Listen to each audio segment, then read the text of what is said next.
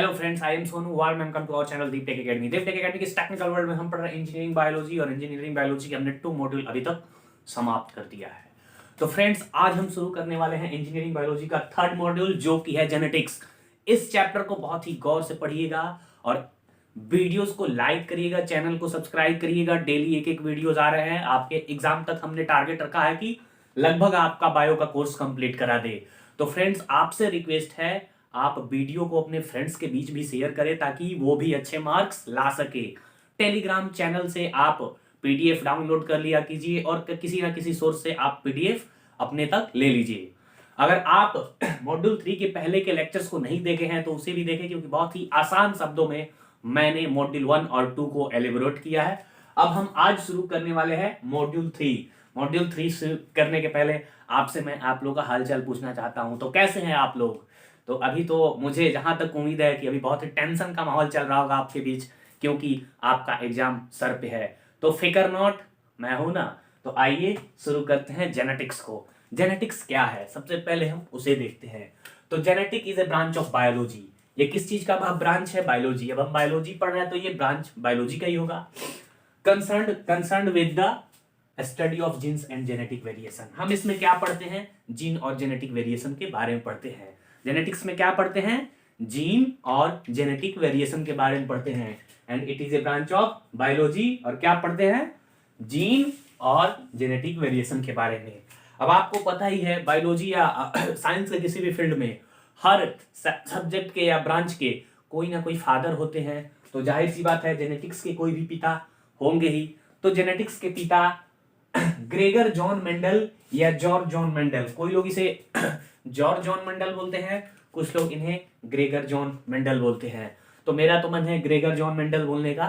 तो जेनेटिक्स के पिता किसे बोला जाता है? ग्रेगर जॉन मेंडल को। आई होप 2 पॉइंट्स क्लियर होंगे, जेनेटिक्स का डेफिनेशन और फादर ऑफ जेनेटिक्स। तीसरी बात करते हैं, इन्हें फादर क्यों कहा गया ग्रेगर जॉन मेंडल को? तो इन्होंने इनहेरिटेंस के लॉ दिया, और इनहेरिटेंस का लॉ ही एक ही इन्होंने आपके एग्जाम में भी पिछली बार दे दिया 14 मार्क्स का।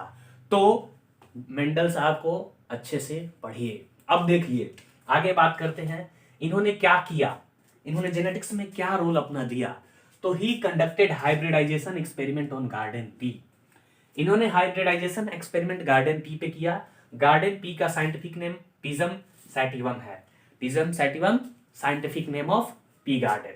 तो इन्होंने हाइब्रिडाइजेशन एक्सपेरिमेंट गार्डन पी पे कंडक्ट किया। इन्होंने कितने ईयर तक रिसर्च किया या एक्सपेरिमेंट किया? तो इन्होंने 7 सालों तक रिसर्च किया पी गार्डन के पी गार्डन्स के कैरेक्टर्स का। उसके बाद इन्होंने क्या किया? He gave the laws of inheritance. He gave the laws of inheritance in living organism. Living organism में आनुवांशिकता का सिद्धांत दिया, लॉ ऑफ इनहेरिटेंस दिया। इन्हें आनुवांशिकता का पिता भी बोला जाता है। आनुवांशिकता मतलब इनहेरिटेंस या जेनेटिक्स, ठीक। तो यहां तक आपको क्लियर ही होगा, आई होप, कि इन्होंने hybridisation experiment garden pea plant पे किया 7 ईयर तक, और लॉ ऑफ इनहेरिटेंस दिया। और यही लॉ ऑफ इनहेरिटेंस आपके पिछले एग्जाम में भी दिखा था 14 मार्क्स में। तो फ्रेंड्स, इसे हल्के में ना लें, पूरे दिल से पढ़ें। अगली बात जो देखते हैं, इन्होंने 7 ट्रू ब्रीडिंग पी प्लांट लिए। 14 ट्रू ब्रीडिंग पी प्लांट लिए।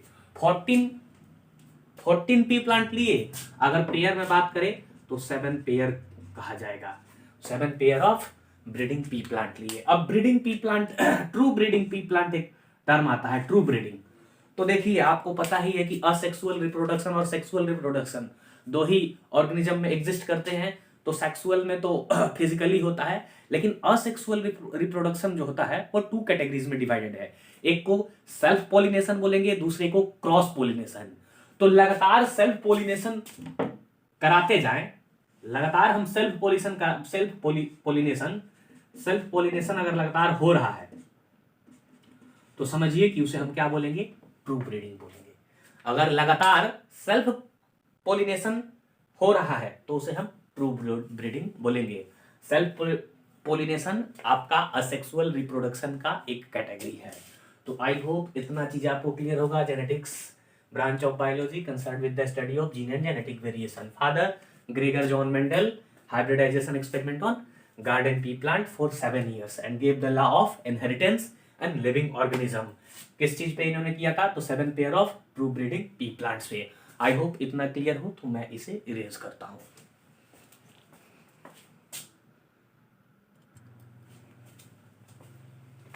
अब ग्रेगर मेंडल साहब जो थे, उन्होंने किस चीज पे एक्सपेरिमेंट किया था? तो गार्डन पी पे। गार्डन पी यानी बगानी मटर का पौधे पे किया था। तो रीजन क्या था गार्डन पी को सिलेक्ट करने के पीछे? गार्डन पी की जगह तो कुछ और भी ले सकते थे, ह्यूमन को भी ले सकते थे, और भी मतलब प्लांट्स थे उनको भी ले सकते थे। गार्डन प्लांट्स को पी को ही क्यों लिया? तो आइए हम उसके रीजंस जानते हैं। ये वैसे एग्जाम्स में आता नहीं है, लेकिन मे भी अगर 7 मार्क्स में पूछ दे या मेंडल्स के 14 मार्क्स को पूछ दे, तो पूरा मेंडल का इतिहास से आप लिख दीजिए, ताकि जो एग्जामिनर हो 14 का 14 आपको दे। ठीक, अब देखिए पिछला बार आया था, इस बार आता है कि नहीं आता है? 1/2 की प्रोबेबिलिटी तो होती है, आपको पता ही होगी। तो गार्डन पी सिलेक्शन के रीजन क्या था पीछे? Available many varieties. इसका मेनी वेराइटीज अवेलेबल होता है on a large scale. Large scale पे इसका जो वेराइटी है वो अवेलेबल हो जाता है। जब लार्ज वेराइटी मतलब डिफरेंट बहुत सारे टाइप्स के मटर पाए जाते हैं, मतलब हमारे यहाँ तो बहुत ही लार्ज अमाउंट में मिल जाते हैं मटर के वैरायटी। तो हर वैरायटी का कुछ ना कुछ ट्रेट होता है, कुछ ना कुछ गुण होता है। ट्रेट और कैरेक्टर दोनों एक ही होता है, मतलब होता है इसका गुण। तो बहुत सारे वैरायटी के मटर होते हैं और उनके अलग अलग ट्रेट को हम आसानी से ऑब्जर्व कर सकते हैं। तो पहला ये रीजन था। दूसरा reason, peas are self pollinated and can be cross pollinated. तो दूसरा सबसे महत्वपूर्ण रीजन अगर देखा जाए तो इसका यही था। पीज ही एक ऐसा मतलब प्लांट है, और भी अदर्स प्लांट्स है, लेकिन पीज एक ऐसा प्लांट है जो असेक्सुअल रिप्रोडक्शन के दोनों रिप्रोडक्शन के मोड को कर सकता है। एक तो सेल्फ पोलिनेटेड भी ये रिप्रोडक्शन कर सकता है, और दूसरा ये क्रॉस पोलिनेटेड भी रिप्रोडक्शन कर सकता है। मेनली ये सेल्फ पोलिनेटेड ही करता है, और इसे क्रॉस पोलिनेटेड भी किया जा सकता है। दूसरा रीजन। तीसरा reason, short life span. Several generation can be studied within a short period.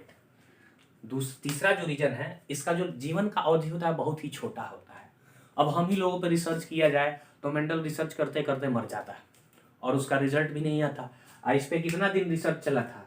जब सोचिए शॉर्ट पीरियड ऑफ टाइम इसका है जनरेशन का, तब उसको 7 साल लग गए थे, 7 ईयर्स।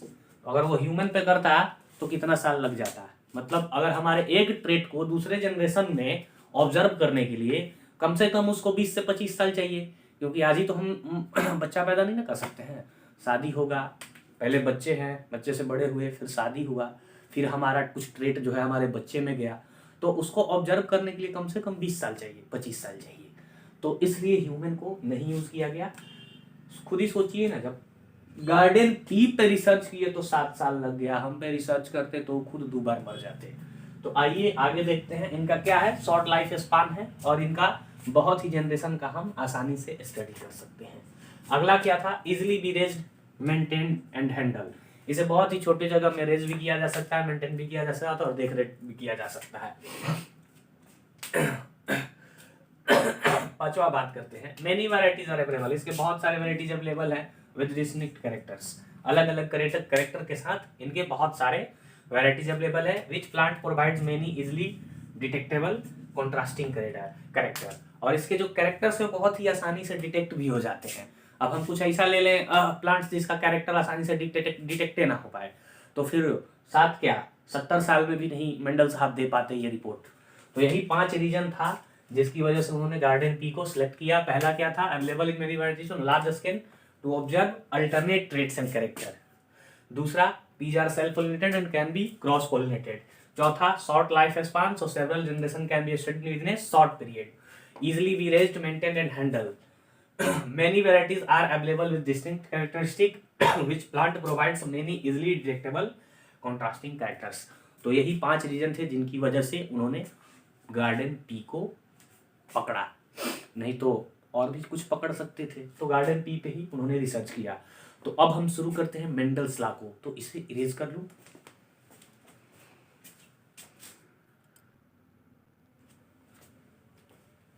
तो आइए अब हम मेंडल्स लॉ ऑफ इनहेरिटेंस को शुरू करते हैं। तो सबसे पहले देखते हैं मेंडल्स लॉ ऑफ इनहेरिटेंस का बेसिस क्या था।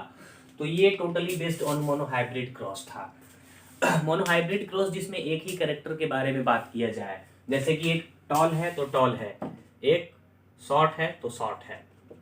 तो जब एक ही कैरेक्टर की बात की जाए तो वहाँ मोनोहाइब्रिड क्रॉस की बात होगी। अगर डाई हाइब्रिड की हो गई तो वहाँ पे दो कैरेक्टर्स की बात होगी, जैसे टॉल और थीन एक हो गए, और एक हो जाएगा शॉर्ट एंड फैट, तो वो उसे बोलेंगे डाई हाइब्रिड क्रॉस।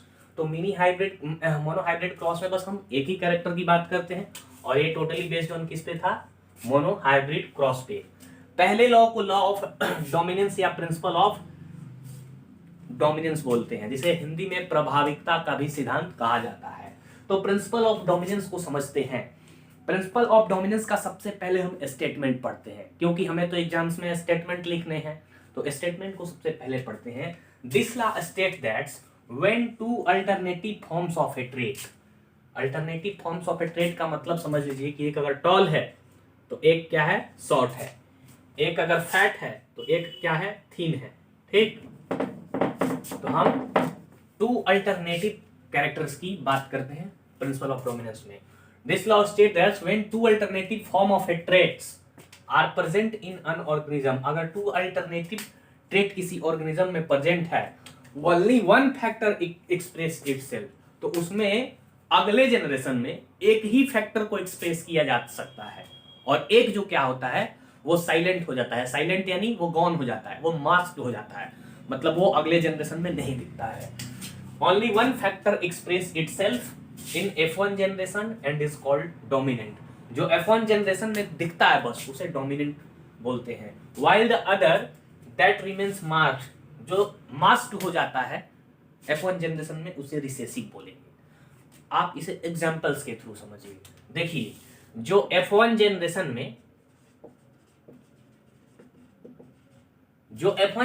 में कैरेक्टर शो किया, ट्रेट्स शो किया, उसे हम क्या बोल देंगे, डोमिनेंट ट्रेट या डोमिनेंट बोलेंगे। ठीक, और F1 जनरेशन में जिसे मास्क पहना दिया गया, F1 जनरेशन में जिस ट्रेट्स को मास्क पहना दिया गया, या समझिए कि उसे घूंघट उड़ा दिया गया। तो घूंघट उड़ा दिया गया तो उसका अब चेहरा दिखेगा नहीं, तो जो चीज दिखेगा नहीं उसे हम क्या बोलेंगे, रिसेसिव।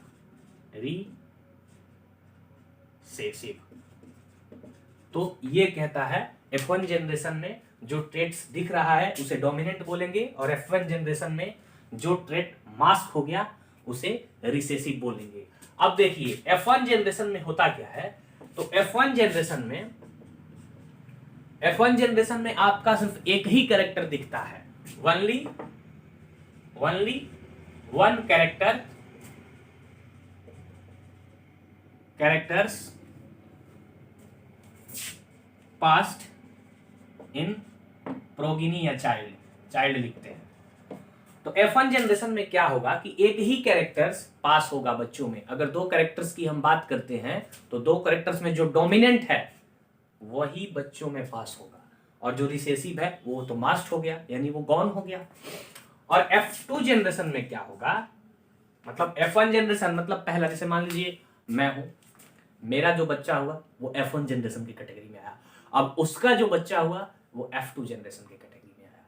क्लियर? तो F1 जनरेशन यानी मेरा बच्चा, अगर मान लीजिए मैं टॉल हूं, ठीक, और मेरी जो मिसेज है या होंगी वो शॉर्ट है।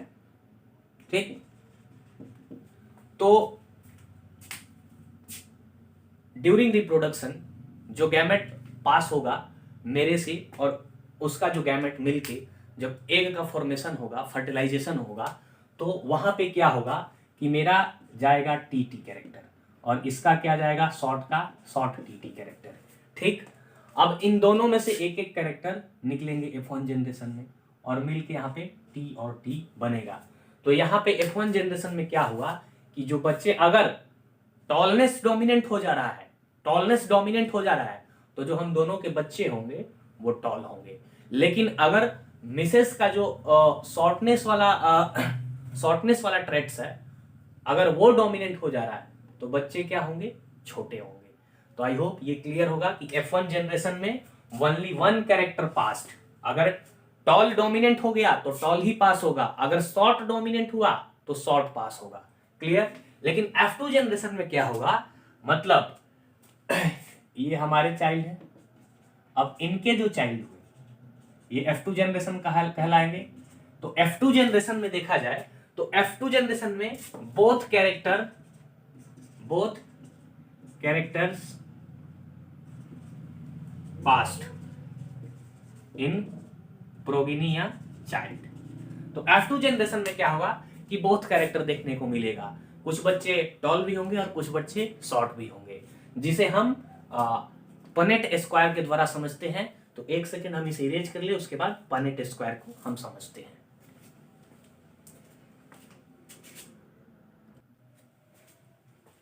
तो अब हम पनेट स्क्वायर को समझते हैं। पनेट स्क्वायर बताने के पहले आपको एक बातें बता दूं कि जो मेंडल सर थे वो मैथमेटिशियन भी थे और बायोलॉजी भी पढ़ते थे अच्छे से, तो उन्हें जेनेटिक्स का भी पिता कहा जाता है और मैथ अच्छे जानते थे, और मैथ के ही बेसिस पे इन्होंने पनेट स्क्वायर तैयार किया। मैं कैसा हूँ, मैं क्या, आप में से ही किसी का एग्जाम्पल लेता हूँ। आपकी बेइज्जती नहीं करता हूँ। आप कैसे हो, टॉल हो, ठीक, आप कैसे हो, टॉल हो, तो आपके टॉल के लिए मैं ले लेता हूँ टी। अब देखिए, जब भी जीन ट्रांसफर होते हैं किसके थ्रू, गैमेट के थ्रू। हमारा गैमेट क्या है, तो हमारा गैमेट स्पर्म सेल है। तो जब भी गैमेट स्पर्म सेल के थ्रू पास होते हैं तो उसमें जीन पेयर्स में रहते हैं, जीन्स पेयर्स में रहते हैं। तो हम नहीं, आप कैसे हैं, टॉल है, और जो आपकी मैडम है वो कैसी है, तो शॉर्ट है। बुरा लग रहा है तो लगने दो, लेकिन समझ लो।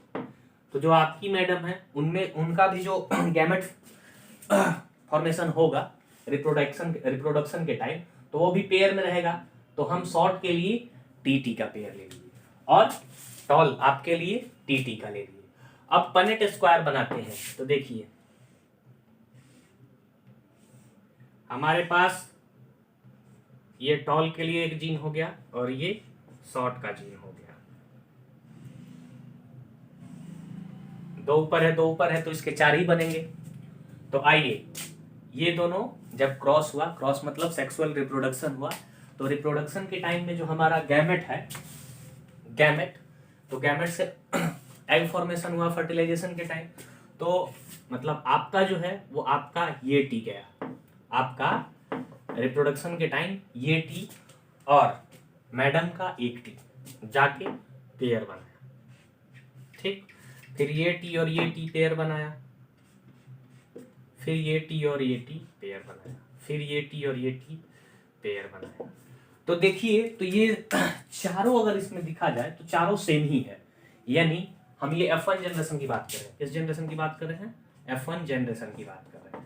तो F1 जनरेशन में जब हमारा गैमेट मतलब मेल और फीमेल का जब गैमेट क्रॉस किया, अगर आपको बुरा लग रहा है तो मेरे पे लीजिए, जब गैमेट क्रॉस किया तो F1 जनरेशन में क्या हुआ कि सारे के सारे बच्चे टॉल ही पैदा हो गए। मान लीजिए हम दोनों की 4 बच्चे पैदा हुए, तो चारों बच्चे टॉल के टॉल हो गए, ठीक। अब टॉल तो हो गए लेकिन प्योर टी नहीं है, एवरेज टी है। तो मान लीजिए मेरे साइज की नहीं हुए, मेरे इतने के हो गए, तो समझिए कि उसे टॉल की कैटेगरी में ना रखेंगे, शॉर्ट की कैटेगरी में थोड़े रखेंगे। तो F1 जनरेशन में क्या हुआ कि 100% बच्चे कैसे मिले, टॉल मिले, 100% बच्चे टॉल मिले। तो डोमिनेंस यहां पे क्या रहा, तो डोमिनेंट यहां पे टॉलनेस रहा, और रिसेसिव क्या हो गया, रिसेसिव यहां पे शॉर्टनेस हो गया। तो आई होप आपको लॉ ऑफ डोमिनेंस का जो स्टेटमेंट है वो क्लियर होगा कि फर्स्ट जनरेशन में सिर्फ एक ही डोमिनेंट रहेगा कैरेक्टर, और एक जो हो जाएगा वो मास्क हो जाएगा, और मास्क वो रिसेसिव बोलेंगे।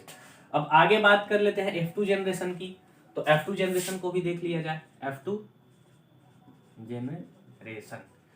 जनरेशन में भी पनेट स्क्वायर बनाया जाए। तो देखिए, इसमें से एक बच्चा को उठा लेते हैं, तो T एगो स्मॉल टी, फिर एक और बच्चा को उठा लिए, बच्चा को क्या उठा लिए, मतलब एक और जीन को उठा लीजिए। ये जेनेटिक, ये जीनोटाइपिक रेशियो है जो जीन को एक्सप्रेस करता है। तो हम जीन को उठा लिए, टी और टी, ये एक जीन हो गया, और एक और जीन उठा लिए, टी और टी, क्रॉस हुआ। क्रॉस के बाद क्या होगा, ये डबल कैपिटल टी मिलेगा, ये टी और टी मिलेगा, और ये टी मिलेगा, फिर ये और ये टी, तो दोनों स्मॉल टी मिलेगा। तो यहाँ पे देखिए क्या हुआ, ये भी टॉल, ये भी टॉल, ये भी टॉल, 3 बच्चे टॉल मिले। टॉल कितने मिले, 3 बच्चे मिले। अब देखिए जाए शॉर्ट कितना मिला, तो शॉर्ट एगो बच्चा मिला। शॉर्ट को मिला तो एक बच्चा मिला। तो एक आता है टर्म फेनोटाइप या phenotypic ratio. Phenotypic ratio, phenotypic ratio का मतलब समझिए कि फिजिकल अपीयरेंस के बेसिस पे उनके रेशियो को देखना। तो 3 बच्चे टॉल हुए तो 3, और एक बच्चा शॉर्ट हुआ, तो फेनोटाइपिक रेशियो क्या मिला, 3:1 का हमें फेनोटाइपिक रेशियो मिला F2 जनरेशन में। किस जनरेशन में, F2 जनरेशन में। F1 जनरेशन में रेशियो तो 100% ही टॉल है, तो वहां पर रेशियो मिलेगा ही कहां आपका। आगे बात करते हैं, तो ये आपका फेनोटाइपिक रेशियो मिला F1 जनरेशन में। अब जेनोटाइपिक रेशियो की बात करते हैं, जेनोटाइपिक रेशियो। तो आपको पता ही है, ये जीन है, ये भी जीन है, तो वैसे ही ये भी एक जीन हुआ पेयर, ये भी एक जीन हुआ, ये भी एक जीन हुआ, ये भी एक जीन हुआ। तो देखा जाए कैपिटल टी एक ही प्रेजेंट है, कैपिटल टी, टी वाला पेयर एक ही प्रेजेंट है, और ये टी वाला पेयर 2 को प्रेजेंट है, तो ये 2 हुआ। और देखिए शॉर्टनेस वाला एक ही को प्रेजेंट है, तो जेनोटाइपिक रेशियो क्या हुआ, 1:2:1। एमसीक्यू में अगर क्वेश्चन आने होंगे मेंडल्स के टॉपिक के, तो फेनोटाइपिक और जेनोटाइपिक रेशियो पूछता है। तो F2 जनरेशन में आपको फेनोटाइपिक रेशियो मिल जाता है 3:1 का, और जेनोटाइपिक रेशियो मिल जाता है 1:2:1 का। किस केस में, मोनोहाइब्रिड क्रॉस के केस में। डाईहाइब्रिड क्रॉस वाला केस नहीं है, इस चीज को ध्यान रखिएगा। अगर मोनोहाइब्रिड पूछे तब आप ये रेशियो लिखिएगा, डाईहाइब्रिड में ये रेशियो नहीं होगा, उसे हम आगे सीखेंगे। तो आई होप ये पनेट स्क्वायर क्लियर हो। F1 जनरेशन में जो डोमिनेंट हो, जो कैरेक्टर डोमिनेंट हो जाता है उसे डोमिनेंट बोलते हैं, और जो मास्क हो जाता है, मतलब जो शो करता है कैरेक्टर, उसे डोमिनेंट बोलते हैं, और जो मास्क हो जाता है उसे रिसेसिव कहते हैं। यहाँ पे मैंने टॉलनेस को ही डोमिनेंट किया है, अगर आप चाहें तो यहाँ शॉर्टनेस को भी डोमिनेट कर सकते हैं। ठीक, ये कोई जरूरी नहीं है कि आपका ही जो जीन है वो बच्चों में ट्रांसफर के दौरान हावी रहे। तो एक सेकंड में इसे इरेज कर लूं और अगले लॉ की ओर चलूं।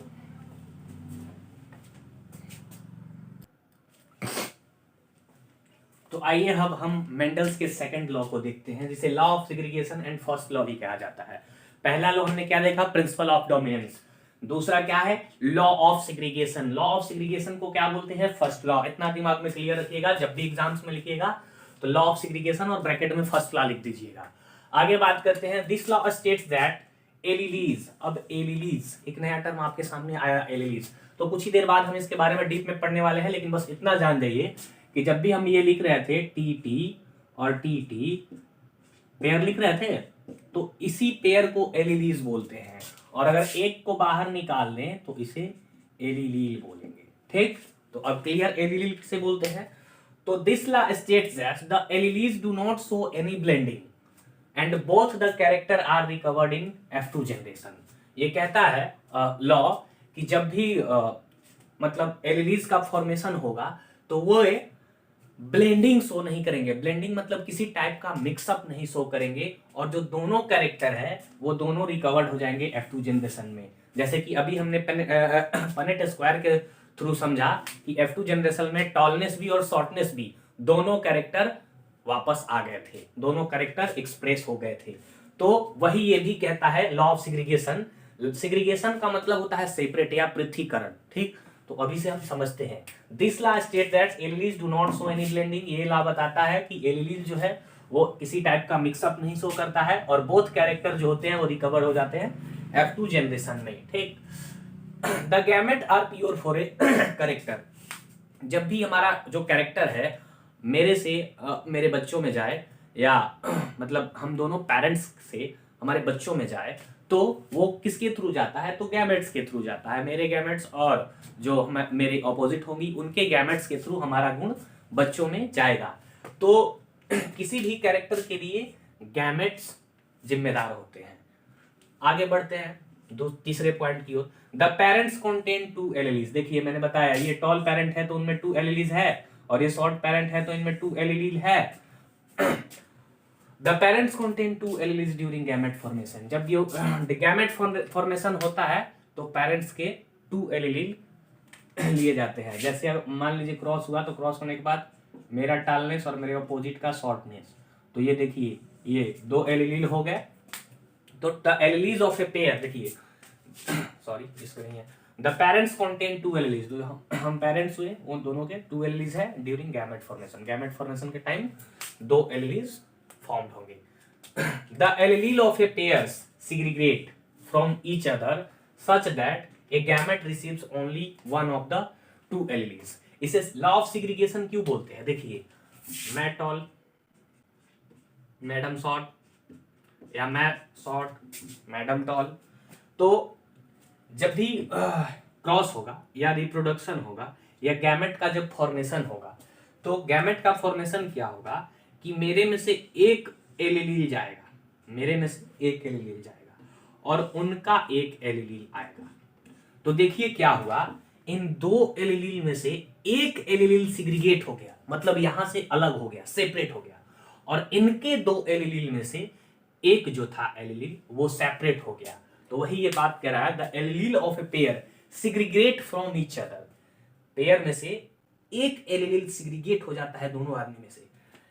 एंड ए गैमेट ये एक मान लीजिए गैमेट है, एक gamete receives only one of the 2 एलीलीज। इन 2 एलीलीज में से एक गैमेट बस एक ही को ले रहा है।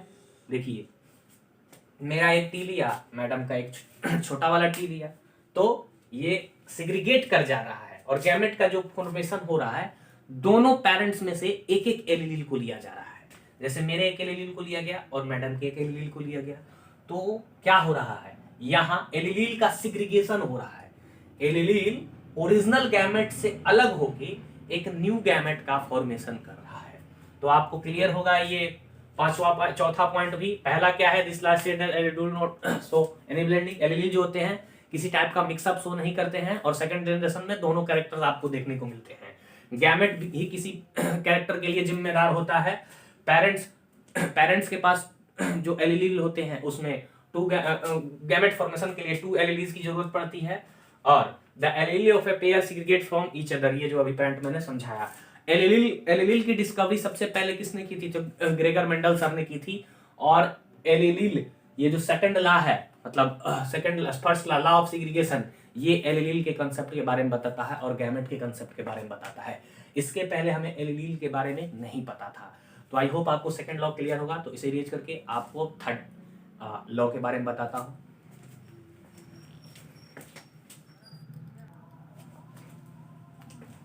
तो अब हम देखते हैं मेंडल सर के थर्ड लॉ को, जिसे लॉ ऑफ इंडिपेंडेंट असॉर्टमेंट बोलते हैं और सेकंड लॉ भी बोलते हैं। तो एग्जाम में लिखते टाइम सेकंड लॉ लिखना नहीं भूले।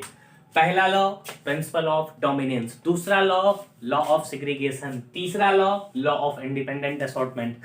3 लॉ उन्होंने दिए थे, और उन्हीं 3 लॉ को पिछले बार 14 मार्क्स में पूछा था। इस बार भटकते भटकते 7 मार्क्स में भी आ जाए तो आप लोग उसे छोड़िएगा नहीं। तो आइए देखते हैं लॉ ऑफ इंडिपेंडेंट असॉर्टमेंट कहता क्या है। तो ये टोटली बेस्ड किस चीज पे था? डाइहाइब्रिड क्रॉस पे। और प्रिंसिपल ऑफ डोमिनेंस और law of segregation monohybrid cross पर डिपेंडेंट था। वहां पे हम बस एक ही कैरेक्टर को कंपेयर कर रहे थे, टॉलनेस और शॉर्टनेस को। लेकिन डाइहाइब्रिड क्रॉस में हम 2 ट्रेट्स को एक साथ देखने वाले हैं। तो उस 2 ट्रेट्स को एक साथ कैसे देखने वाले हैं? तो उन्होंने क्या कंसिडर किया, राउंड सीड और येलो सीड, ये एक ट्रेट हो गया, ये एक ट्रेट हो गया। और उन्होंने क्या किया, इनका क्रॉस पोलिनेशन किया किसके साथ? Plant that had wrinkle seed and green colour. तो देखिए यहाँ 2 कैरेक्टर को साइमल्टेनियसली लिया जा रहा है और 2 कैरेक्टर को एक के कॉम्बिनेशन में रखा जा रहा है। पहला क्या है? राउंड सीड और येलो कैरेक्टर। राउंड सीड के लिए कैपिटल आर और येलो सीड के लिए कैपिटल वाई। 2 फॉर्म में क्यों रह रहे हैं? क्योंकि जीन का ट्रांसफर जब भी होता है दो ही पेयर में ही जीन्स रहते हैं, सिंगल थोड़े होते हैं। तो रिंकल सीड के लिए क्या कंसीडर किया गया है, स्मॉल लेटर का आर, और ग्रीन कलर के लिए स्मॉल वाई। तो उन्होंने क्या किया, डाई हाइब्रिड क्रॉस कराया टू ट्रेट्स का साइमल्टेनियसली, और उन्होंने राउंड सीड और येलो सीड का क्रॉस पोलिनेशन कराया। क्या कराया, क्रॉस पोलिनेशन। इसके पहले का जो पोलिनेशन था वो कैसा था, सेल्फ पोलिनेशन था, ठीक। लेकिन ये लॉ ऑफ इंडिपेंडेंट असॉर्टमेंट में ये क्या करा रहे हैं, क्रॉस पोलिनेशन करा रहे हैं। तो he was cross pollinated with a plant that had wrinkle seed and green colour. वैसे सीड जो कि रिंकल्ड है और उनका कलर कैसा है, ग्रीन है। तो वहां पे दो कैरेक्टर्स को एक साथ लिया जा रहा है। कैसे हैं, तो सिकुड़े हुए सीड और उनका कलर कैसा है, ग्रीन कलर। और एक कैसे सीड लिए जा रहे हैं जिनका शेप राउंड है और कलर येलो है। आप भी इन टाइप के शेप ऑफ पीस का देखे होंगे सीड, कि एक होते हैं राउंड में और उनका कलर होता है येलो, और एक होते हैं रिंकल्ड जिनका कलर होता है ग्रीन। तो ये दो ट्रेट्स को एक साथ इन्होंने कंसिडर किया। क्यों किया, और उसे ही क्या बोला गया, डाई हाइब्रिड क्रॉस। मैंने बताया था जब एक कैरेक्टर कंसिडर किया जाए तो क्या होगा, मोनोहाइब्रिड क्रॉस, और जब दो कैरेक्टर को कंसिडर किया जाए तो डाई हाइब्रिड क्रॉस। तो उन्होंने क्या कराया, क्रॉस पोलिनेशन कराया। क्रॉस पोलिनेशन के बाद वो क्या रिजल्ट पाए, उन्होंने देखा F1 जनरेशन में क्या देखा। F1 जनरेशन में आप तो जानते ही हैं कि एक कैरेक्टर जो है वो डोमिनेंट हो जाता है और दूसरा कैरेक्टर रिसेसिव हो जाता है। डोमिनेंट का मतलब कि वो कैरेक्टर दिखता है, और रिसेसिव का मतलब कि वो साइलेंट हो जाता है, मतलब वो दिखता नहीं है, वो मास्क हो जाता है, उसे कन्या बना दिया जाता है, मतलब ऊपर उड़ा दिया जाता है, ओढ़नी उड़ा दिया जाता है। तो यहाँ पे जो F1 जनरेशन में क्या उन्होंने देखा कि जो राउंड सीड थे येलो कलर के वो डोमिनेंट हो गए, जो राउंड सीड थे येलो कलर के वो डोमिनेंट हो गए, और जो रिंकल सीड्स थे ग्रीन कलर के वो क्या हो गए, रिसेसिव हो गए। क्या ऑब्जर्व किया, जो राउंड सीड थे येलो कलर के डोमिनेंट हो गए, और जो रिंकल सीड्स थे ग्रीन कलर के वो रिसेसिव हो गए। आगे देखते हैं क्या बात हुई। ये तीन चीजें, अभी लॉ का स्टेटमेंट मैंने नहीं पढ़ा है, लॉ का स्टेटमेंट आखिरी पढ़ूंगा तो और बेहतर से क्लियर होगा, पहले पढ़ दूंगा तो ये सब चीजें अनक्लियर हो जाएंगी। The resulting offspring in F1 generation we are all heterozygous. अब देखिए एक टर्म आया है हाइड्रोजाइगस, तो हम आपको बताए थे कि टॉल के लिए हम टीटी कंसीडर कर रहे हैं, तो इसे बोलेंगे होमोजाइगस एलिलील। इसको पता ही है, एक को क्या बोलते हैं, एलिलील, और दोनों के पेयर को क्या बोलते हैं, एलिलील्स।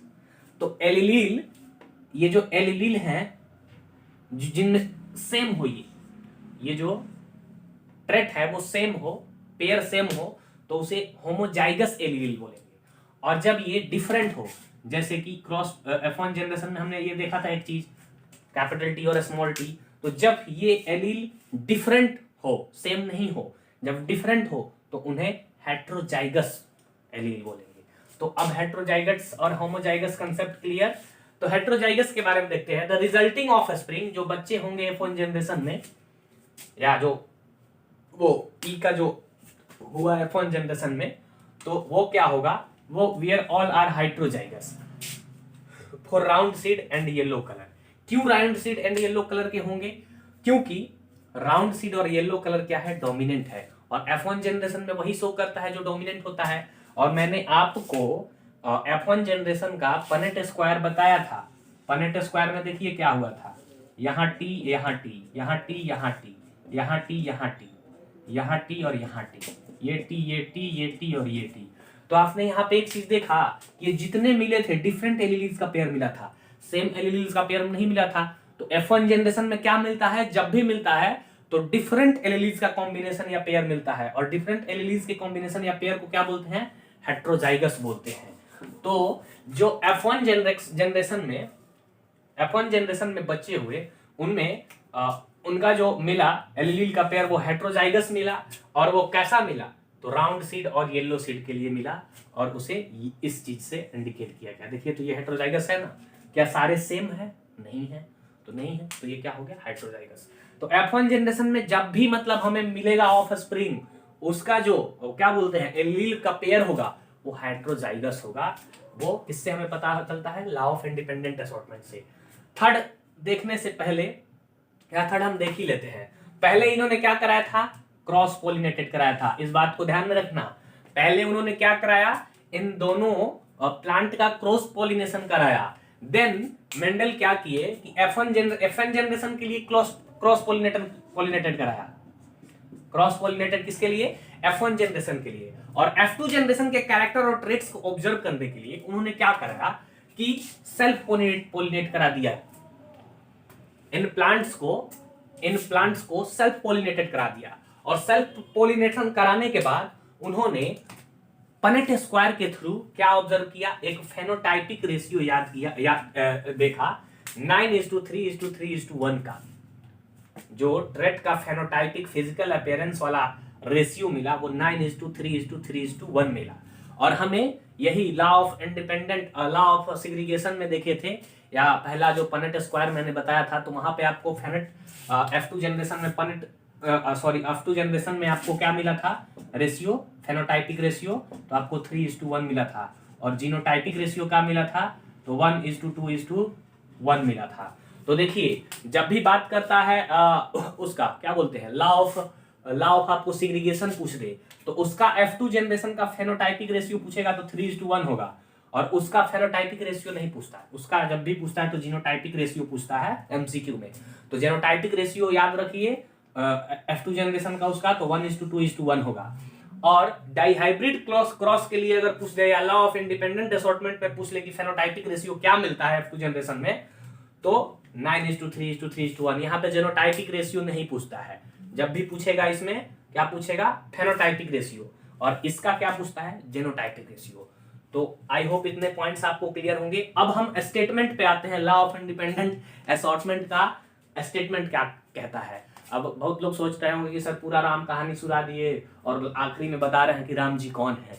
तो अगर मैं आपको शुरू में ही राम जी बता देता कि राम जी कौन है, तो कैसा हो जाता? बॉलीवुड मूवी की तरह हो जाता। टॉलीवुड मूवी में ना नायक या महानायक आखिरी में सामने आता है, तो हम आखिरी में ला रहे हैं टॉलीवुड मूवी की तरह। तो आइए स्टेटमेंट को देखते हैं। When two pair of traits, देखिए यहाँ टू पेयर ऑफ ट्रेट्स की बात कर रही है। देखिए ये एक पेयर ऑफ ट्रेट हो गया और ये एक पेयर ऑफ ट्रेट्स हो गया।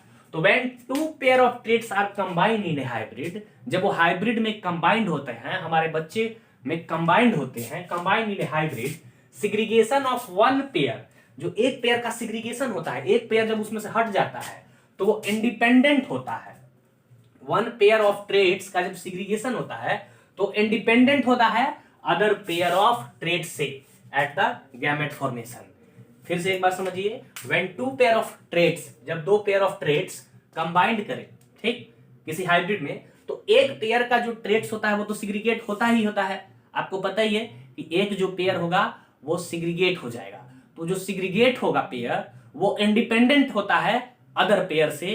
किस टाइम में? गैमेट फॉर्मेशन के टाइम में। तो आई होप यहां तक क्लियर ही होगा आपको। अगर नहीं क्लियर है तो एक बार इस चीज को और देख लीजिए।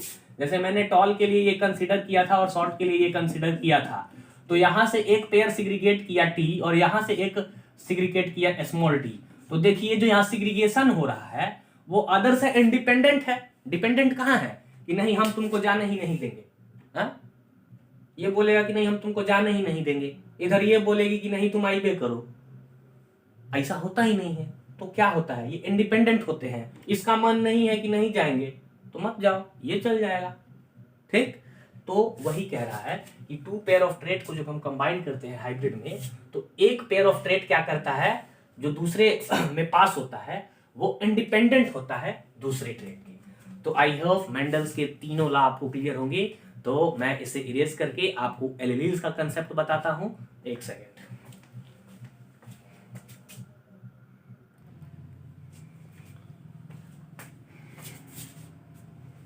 तो आइए अब हम एलिलील का कंसेप्ट देखते हैं। तो मेंडल सर को फादर ऑफ जेनेटिक्स बोला जाता है, लेकिन फादर ऑफ जीन नहीं बोला जाता है। जेनेटिक्स जीन सब सही अराइज हुआ है, लेकिन जीन के जन्मदाता मेंडल सर नहीं है। तो इन्होंने जब सेकंड लॉ में ऑब्जर्व किया और एलील को देखा कि मतलब टू पेयर्स मिल रहे हैं और इन्होंने एक नाम दिया एलील, बाद में उसी एलील को ही जीन नाम दे दिया गया। और उसे नाम जीन देने वाले साइंटिस्ट का मुझे ध्यान नहीं आ रहा है, तो आपके सिलेबस में अभी एलील का है, एलील का ही देखिए। एलील को मेंडल ने डिस्कवर किया था। किसने एलील को डिस्कवर किया? मेंडल ने।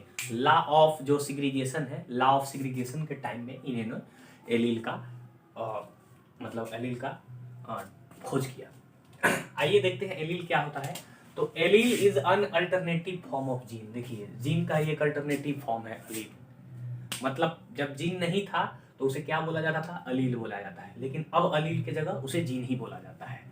ये वन मेंबर ऑफ पेयर होता है। एलील क्या होता है, जो ये दो है ना, इसके ही एक मेंबर्स को एलील बोलते हैं। तो I hope what is allele, तो allele is an alternative form of gene है, और ये मेंबर होता है, दो पेयर का एक मेंबर होता है। एलील पाया कहाँ जाता है, तो specific position on specific chromosome. Allele या जीन कहाँ पाए जाते हैं, तो क्रोमोसोम के स्पेसिफिक पोजीशन पे पाए जाते हैं। स्पेसिफिक किसी खास क्रोमोसोम के खास स्थान पे कौन पाया जाता है, एलील पाया जाता है। तो आपको दूसरा पॉइंट भी क्लियर। तीसरा, diploid organism. Diploid organism two alleles for a trait. Diploid organism किसको बोलते हैं, तो जब किसी ऑर्गेनिज्म को किसी कैरेक्टर के लिए, किसी गुण के लिए, किसी ट्रेट के लिए दो एलील की आवश्यकता पड़े तो उसे डाइप्लॉइड बोलेंगे। डाई मतलब दो, एलील की जिसे जरूरत पड़े किसी भी ट्रेट के लिए, उसे डाइप्लॉइड ऑर्गेनिज्म बोलेंगे। होमोजाइगस मैंने पहले भी आपको बताया था, जब एलील का पेयर सेम हो, देखिए एलील का पेयर सेम हो कैपिटल टी तो होमोजाइगस हो गया। और हेट्रोजाइगस किसको बोलेंगे, तो जब एलील का पेयर डिफरेंट हो जाए, देखिए कैपिटल टी और स्मॉल टी, तो homozygous heterozygous clear. Complete dominance, codominant और इनकम्प्लीट डोमिनेंस, इन तीन टर्म को हम देखते हैं। तो कंप्लीट डोमिनेंस कब होता है, डोमिनेंस मतलब किसी चीज पे हावी हो जाना, ठीक। जैसे कि अभी हमारे ऊपर क्या हावी हो रहा है, तो हमारे ऊपर अभी एग्जाम का प्रेशर डोमिनेंट हो रहा है, और हम धीरे धीरे उसके प्रेशर से रिसेसिव होते जा रहे हैं, दबते जा रहे हैं। लेकिन दबना मना है, एग्जाम को दबाना है, पेपर को फाड़ना है। तो कंप्लीट डोमिनेंस मतलब कि डोमिनेंट एलील जब एक्सप्रेस हो जाए और रिसेसिव एलील मास्क हो जाए, हाँ? जो दिखना चाहिए वो दिख जाए और जो छुपना चाहिए वो छुप जाए, तो वो क्या हो गया, कंप्लीट डोमिनेंस। क्या दिखना चाहिए, तो डोमिनेंट एलील दिखना चाहिए, और क्या छुपना चाहिए, तो जो रिसेसिव एलील है वो छिपना चाहिए। रिसेसिव एलील जो है वो छिपना चाहिए, तो उसे क्या बोलेंगे, कंप्लीट डोमिनेंस। जब डोमिनेंट एलील शो हो और रिसेसिव एलील मास्क हो जाए तो उसे कंप्लीट डोमिनेंस बोलेंगे। क्लियर।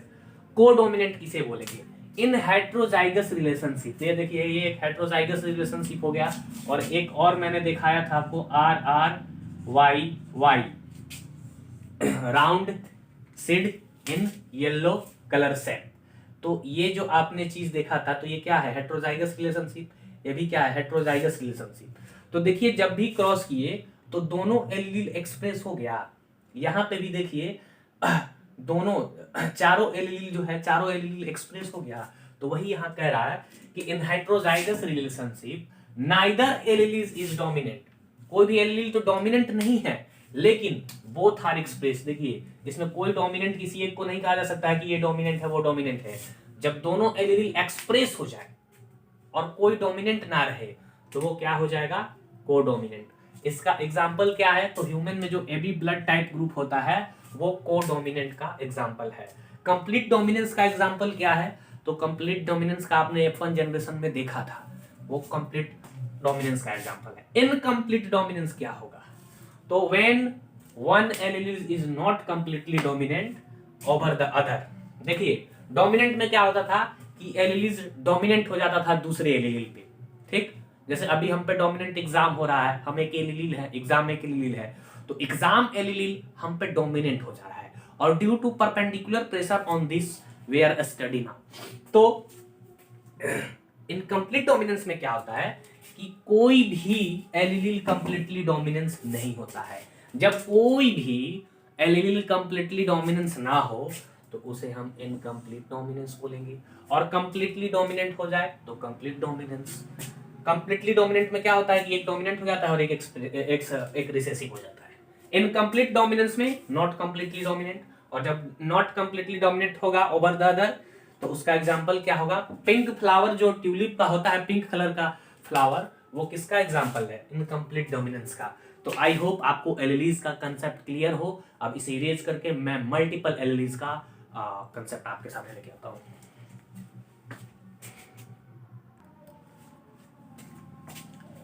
आइए तो अब मल्टीपल एलील का कंसेप्ट देखते हैं। मल्टीपल एलील देखिए मोस्ट ऑफ जो जीन है वो 2 एलीलीज के पेयर में ही पाए जाते हैं, 2 एलीलीज के फॉर्म में पाए जाते हैं। जैसे कोई भी मतलब ट्रेड्स के लिए देखा जाए, किसी भी ट्रेड्स के लिए, तो मैक्सिमम जो ऑर्गेनिज्म है या मैक्सिमम जो मतलब क्या बोलते हैं आपके ट्रेड्स के लिए 2 ही एलीलीज होते हैं। लेकिन कुछ ऐसे भी ट्रेड्स हैं जिनके लिए मल्टीपल एलीलीज की जरूरत होती है। मल्टीपल एलीलीज का मतलब मोर देन 2 एलीलीज, और उसका एग्जाम्पल है ह्यूमन का एबीओ ब्लड टाइप ग्रुप। तो एबीओ ब्लड टाइप ग्रुप के लिए 3 एलीलीज की आवश्यकता होती है, और वो तीनों एलीलीज देखिए क्या है। ABO blood type exist as a 3 alleles IA IB IO। तो ये इस एलीलील के फॉर्म में आपका एबीओ ब्लड टाइप वाला पाया जाता है। उसके बाद human blood type is determined by the presence और अब्सेंस ऑफ सर्टेन आइडेंटिफायर। कुछ आइडेंटिफायर्स के प्रेजेंस और अब्सेंस की वजह से ब्लड को डिटरमाइन किया जाता है, ह्यूमन ब्लड को डिटरमाइन किया जाता है, और उसे एंटीजेंस बोलते हैं। किस चीज के प्रेजेंस और अब्सेंस से? तो कुछ आइडेंटिफायर होते हैं, उनके प्रेजेंस और अब्सेंस से ह्यूमन ब्लड के टाइप को डिटरमाइन किया जाता है, जिसे एंटीजेंस बोलते हैं। और ये एंटीजेंस रेड ब्लड सेल के सरफेस पे मौजूद होते हैं। कहां मौजूद होते हैं? सरफेस पे। अब जैसे देख लीजिए, आपका ब्लड ग्रुप ए है, तो ए ब्लड ग्रुप आपका है, तो आप में एंटीजेंस क्या मिलेगा? ए मिलेगा। आप में एंटीजेंस क्या मिलेगा? ए। अगर आपका ब्लड टाइप, ये एंटीजेंस हो गया।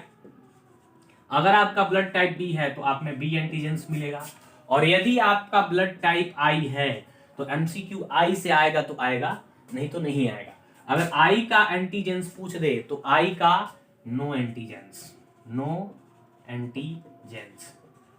ए में ए ही एंटीजेंस, बी में बी ही एंटीजेंस, और आई में पूछ दे तो आई में नो एंटीजेंस। वहां पे कंफ्यूज होके आई नहीं लिख देना है। सॉरी सॉरी सॉरी, आई नहीं, ओ ओ ओ।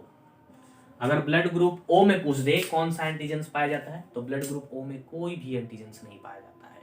ब्लड सरफेस पे ओ ब्लड ग्रुप वाले आदमी में कोई भी एंटीजेंस नहीं पाया जा सकता है। ए वाले में ए पाया जाएगा, बी वाले में बी एंटीजेंस, और ओ वाले में कोई एंटीजेंस नहीं। तो आई होप आपको ये तीनों पॉइंट्स क्लियर हो। आगे बढ़ते हैं। अगर ह्यूमन ब्लड की बात की जाए तो उसका फेनोटाइप जो होता है 4 फेनोटाइप होता है। मतलब फिजिकल अपीयरेंस के बेसिस पे ब्लड को 4 टाइप में रखा गया है, A B और O, यानी 4 फेनोटाइप्स ऑफ ब्लड होते हैं और 6 पॉसिबल जीनोटाइप होते हैं ह्यूमन ब्लड के। 4 फेनोटाइप ह्यूमन ब्लड के और 6 जीनोटाइप ह्यूमन ब्लड के होते हैं। ब्लड ग्रुप ए वाले के जो पहले होते हैं एंटीजेंस, या इनका एलील का पेयर बोलते हैं IA दूसरा क्या है IA बी के लिए क्या है IB, और यहाँ पे कर दीजिए, या ऐसे भी ठीक ही है, और क्या है IB AB वाले के लिए क्या है IA और IB, ठीक एक ही है। O के लिए क्या है IO। तो देखिए ये 2 2 4 हो गए, और ये 2 2 6 जेनोटाइप हो गए। तो आई होप मल्टीपल एलील का कंसेप्ट क्लियर हो। तो इसे इरेज करके हम एक नए महत्वपूर्ण टॉपिक जीन मैपिंग को शुरू करते हैं। तो इरेज कर ले।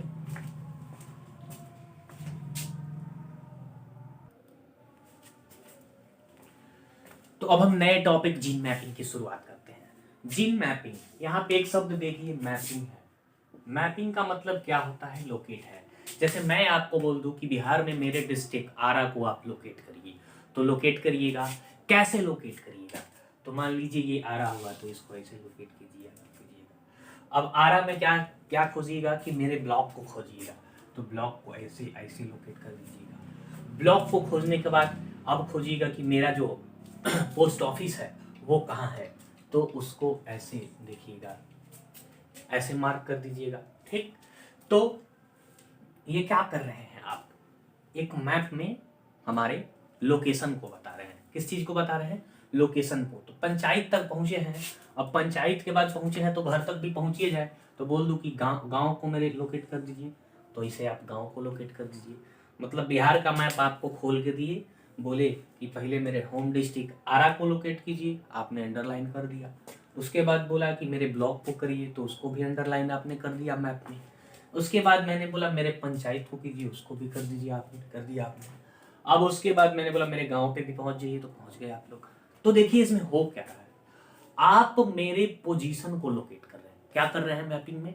मेरे पते के पोजीशन को लोकेट कर रहे हैं। तो जीन मैपिंग में हम क्या करेंगे, जीन के लोकेशन को बताएंगे, जीन के लोकेशन को मैप करेंगे। तो देखिए gene mapping is a process, ये क्या है, एक प्रक्रिया है। Establish the location of gene on the chromosome. ये क्या करता है जीन मैपिंग, तो जी क्रोमोसोम में जीन के लोकेशन को बताता है।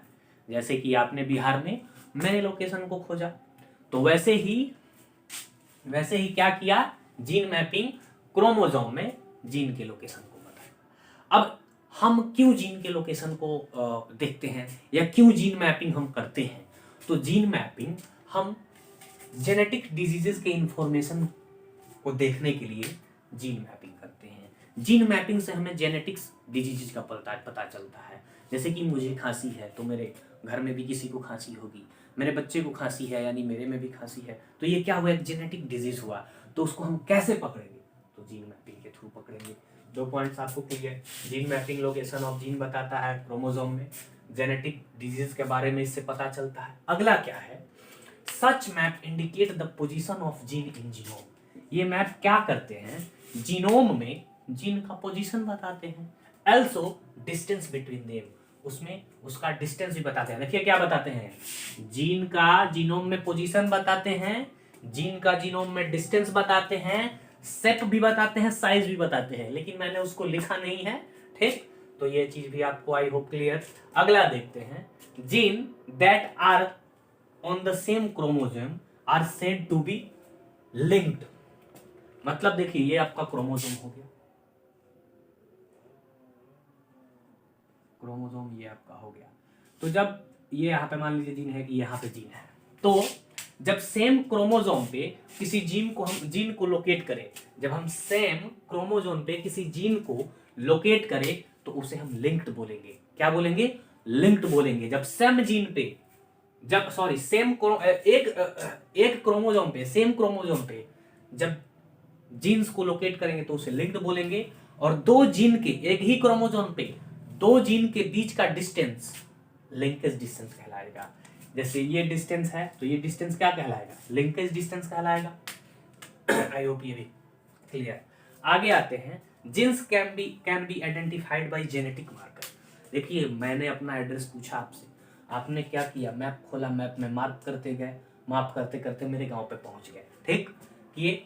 तो अब जीन में भी कुछ ना कुछ मार्क करेंगे तभी ना पता चलेगा। अब ऐसे एक बार देख लिया, हाँ वो है, ये क्या हुआ, कुछ नहीं हुआ।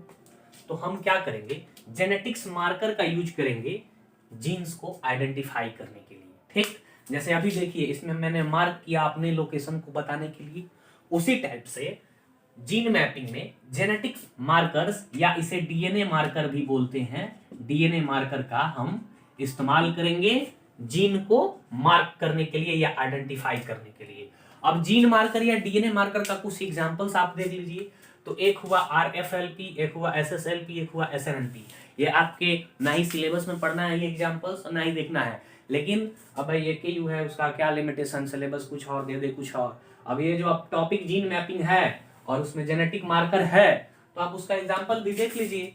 तो आरएफएलपी का फुल फॉर्म होता है restriction fragment length polymerization, SSLP simple sequence length polymorphization, SNP single nucleotide polymorphism, ठीक। तो ये तीन आपके एग्जांपल्स है जेनेटिक मार्कर्स के। आई होप जीन मैपिंग आपको क्लियर होगा। जीन मैपिंग कितने टाइप्स के होते हैं, तो देखिए जीन मैपिंग 2 टाइप्स के होते हैं। टाइप्स ऑफ जीन मैपिंग कितने हैं, तो 2 टाइप्स हैं। एक को बोलेंगे जेनेटिक मैपिंग, एक को बोलेंगे जेनेटिक मैपिंग, और एक को बोलेंगे फिजिकल मैपिंग, फिजिकल मैपिंग। तो ये 2 टाइप्स के जीन मैपिंग होते हैं। और एक बात और आप ध्यान रख लीजिए, पिछला बार मेंडल्स ला आ गया है, तो इस चैप्टर से जो इंपॉर्टेंट मुझे लग रहा है वो जीन मैपिंग ही लग रहा है। जीन मैपिंग पूछ दे, उसके टाइप्स को पूछ दे एक्सप्लेन करने के लिए, तो ये आपका एग्जाम में आ सकता है। एक सेकंड इसे इरेज कर लो।